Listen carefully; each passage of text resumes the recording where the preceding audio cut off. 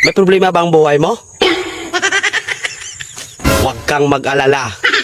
May advice ako. Pakinggan mo. Alam nyo, ganyan talaga ang buhay. Parang life. Basta yung importante ay mahalaga. At kung saan ka masaya, dun ka happy. Basta huwag kang maniwala sa swerte. Kasi malas yun.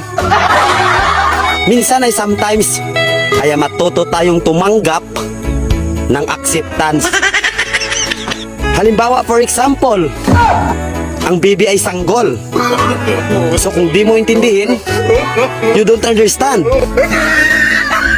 Basta kaibigan, lagi mong tatandaan that wherever you go are there. At the end of the day, ay gabi na. At alam mo, walang umaga sa Japan.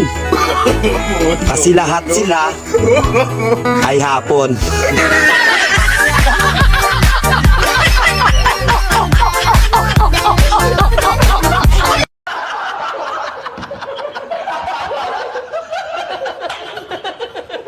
Maraming salamat po. Hanggang sa muli. Paalam.